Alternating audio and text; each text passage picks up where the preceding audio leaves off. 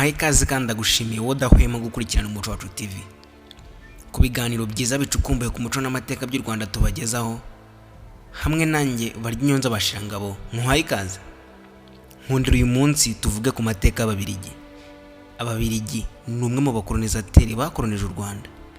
Ababiligi bateje ibibazo byinshi u Rwanda. Ababiligi bateye impfu nyinshi mu Rwanda, umubabaro mu Rwanda, ubuhunzi mu Rwanda, ubukene n'ibindi. Bijya guturika bagakoma Rutenderi ni mu mwaka w'1900 nibwo Ababiligi bakase imipaka igabanya u Rwanda na RDC. Nuko uduce tujyana n'abaturage batwo. Nimvuga RDC wumve Democratic Republic du Congo. Ubwo bivuze ngo uduce twajyanye n'abaturage batwo bagahinduka abaturage b'icyo gihugu.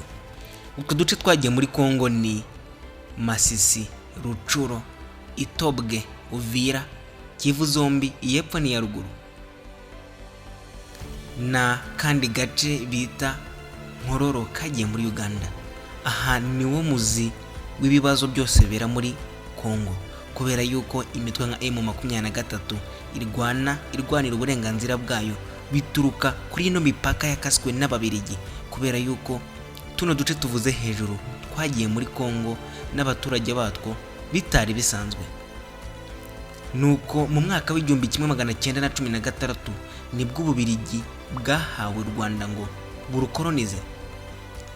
Icyo gihe u Rwanda rwari ruyobowe n'umwami Yuhi wa gatanu Musinga. Nyuma y'imyaka 15 gusa Ababiligi bakoloniza u Rwanda, ubwo ni mu mwaka w'1931 bwaciye umwami Musinga bumukura i Nyanza bumucirira muri Congo, ari naho yaje gutangira. Nyuma y'umwaka umwe gusa birukanye Musinga, bimitse umuhungu we Mutara wa gatatu Rudahigwa. Nibwo bazanye agatabo bita ibuku, ariko ubwo ni ebook mu ndimi z'amahanga. Aha ngeze utuze uhumve neza. Niho habyaye ibibazo byose ubona mu karere ndetse n'ahantu hakurya muri RDC.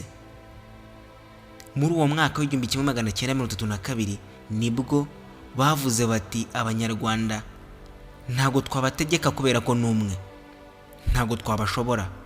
Kandi koko byari byo, Abanyarwanda bari bunze ubumwe, kubayoboreramo ntago byari gukunda. Uvuga bati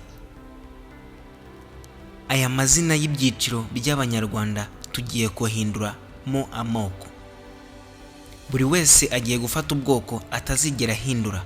Ubundi byari bisanzwe mu muco nyarwanda ko umunyarwanda yavaga mu cyiciro kimwe akajya mu kindi, kubera yuko byarashobokaga yuko umunyarwanda yavaga mu cyiciro cy'ubuhutu akajya mu cy'ubutwa, akaba yava mu cy'ubutwa akajya mu bututsi. Ibyo kugira ngo ubyemere neza uzabanza wumve inkuru ya Busyete, nibwo uzamenya ngo ibyiciro byahindukaga gute. Kadukomeze. Nuko bavuga yuko buri wese agiye gufata ubwoko atazigera ahindura.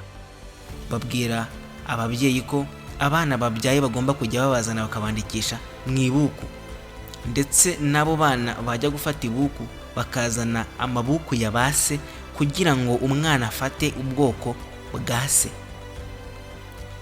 Nuko Ababiligi baravuga bati rero tugiye gufata abantu bamwe bakeya muri mwebwe bifatiro, mu ndimi z'amahanga babita sample size. Nuko barabafata bapima amazuru, imisaya, imbavu n'uburebure.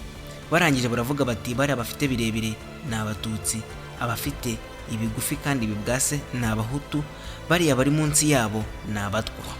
Hano ngeze utuze ubyumve neza.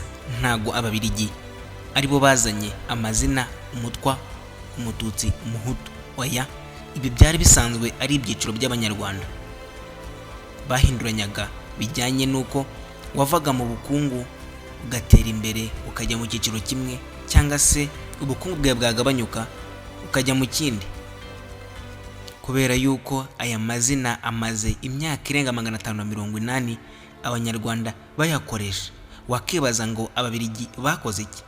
Icyo Ababiligi bakoze, bafashe ayo mazina bayahindura inyito, bahindura isano abari basangiye ibyiciro bari bafitanye babibamo amacakubiri. Kugira ngo ibi bisobanukirwe neza nuko ibyiciro by'ubuhutu, ubutwa, ubututsi byaremwe n'umwami Cyilima Rugwe ahasaga mu mwaka w'igihumbi 345. Reka aya mateka mbe nyarekeye aho nkomeze ibyo Ababiligi bakoreye u Rwanda. Nuko bamajije guhindura Abanyarwanda ibyari ibyiciro by'Abanyarwanda bahinduyemo amoko, bategeka yuko buri wese agomba kujya agendana ibuku yiwe, uyitaye akagenda agahabwa indi kugira ngo igihe ayibajijwe azayerekane. Igihe uyisabwe ukayibura uzabihanirwa kandi bikomeye. Kuva ubwo ubwoko bwabaye ikintu cy'ibanze. Kugira ngo ugire ikintu ukora cyangwa se ugira aho utambuka, wabanzaga kwerekana ibuku yawe. Nta gushidikanya koko ibuku yabaye ibuku. Ibyo byateye amacakubiri hagati y'Abanyarwanda, cyane cyane ku bwoko bwari ubw'Abatutsi, aho bwakomeje gutotezwa kuva mu mwaka w'igihumbi 1959 kugeza mu mwaka w'igihumbi 1994, ubwo bwakorerwaga jenoside, bukicwa, bugatoteza, bugatwikirwa. Iyo jenoside ikaba yarakorewe Abatutsi mu mwaka w'igihumbi 1994, ikaba yaremejwe n'umuryango w'abibumbye.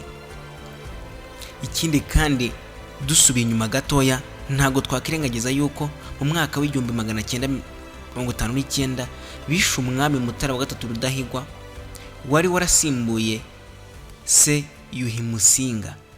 Uyu bamwishe bamuteye urushinge. Ikindi kandi ntitwakirengagiza yuko bakomye Rutenderi bagafata Yuhi wa gatanu Musinga bakamucirira muri Kongo, aho yaje gutangira aho bita Muba aguye ishyanga. Nanone kandi Umubirigi nta kizakoreye u Rwanda, kubera yuko mu mwaka w'igihumbi 1961 birukanye Kigeli wa gatanu Ndahindurwa bamukura mu Rwanda aho yari umwami ayoboye, baramumenesha ajya kugwa ishyanga, aho yahungiye muri Amerika akaza gutangirayo mu mwaka wa 2016. Ndagushimiye wowe udahwema gukurikirana Umuco Wacu TV ku biganiro byiza kandi bicukumbuye ku muco n'amateka by'u Rwanda tubagezaho. Njye wakugezaga ikiganiro ndi Waryonyonza Bashirangabo. Ndagushimiye.